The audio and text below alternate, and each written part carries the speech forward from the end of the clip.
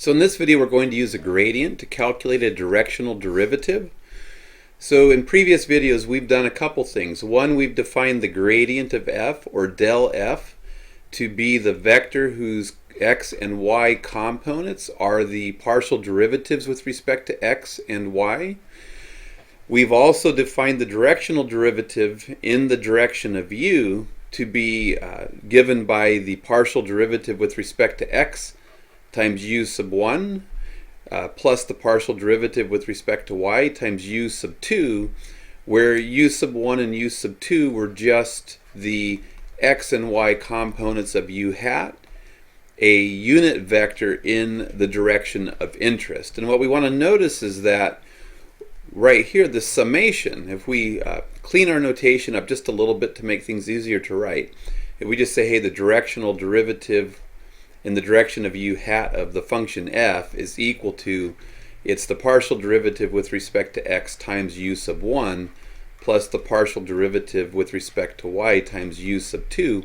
What we want to notice is that this is really a dot product right here. This is just a dot product of f sub x comma f sub y with u sub 1 comma u sub 2 based on the definition of a dot product. And so what that tells us is that we are actually able to express the directional derivative in terms of the gradient, because the gradient is defined to be the vector whose x and y components are the partial derivatives with respect to x and with respect to y. So this is just del f, or gradient of f, dotted with u hat.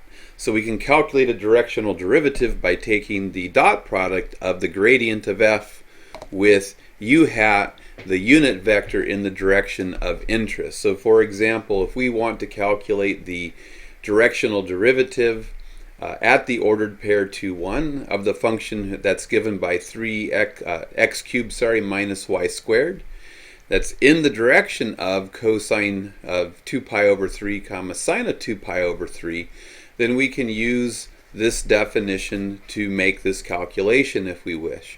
So one thing to notice immediately is that cosine theta sine theta is a unit vector, so this is u hat. And then we know that we need to calculate the gradient. So to calculate the gradient of f is just going to equal the partial derivative with respect to x, so that's just going to be 3x squared, and then the partial derivative with respect to y, which is minus 2y. There's the gradient of f, and u hat in this case is going to be the vector given by cosine 2 pi over 3 comma sine 2 pi over 3.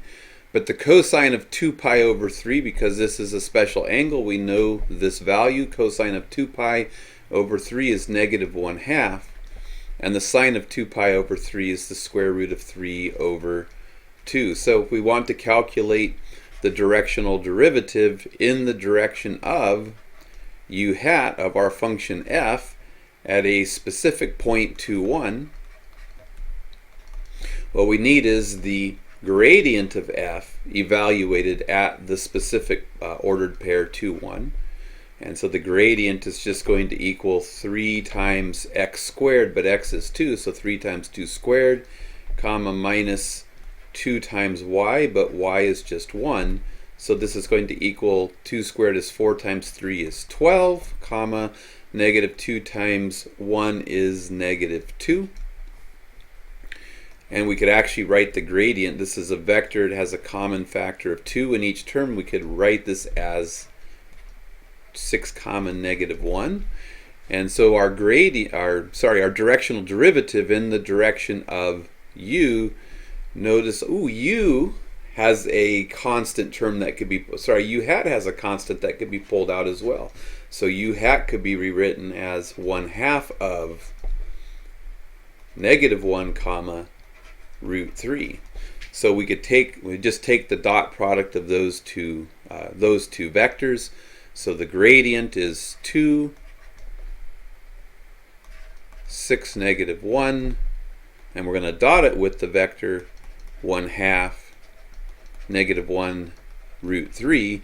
And then dot product properties tell us that if we have a constant, taking the dot product of a constant times a vector with another constant times a vector, we can multiply the constants. So 2 times a half is just 1, so we really just need to take the dot product 6, -1 dotted with -1 comma square root of 3, and this dot product is going to be 6 times -1 is -6, plus -1 times the square root of 3 is just negative square root of 3, which can be written as -6 minus the square root of 3.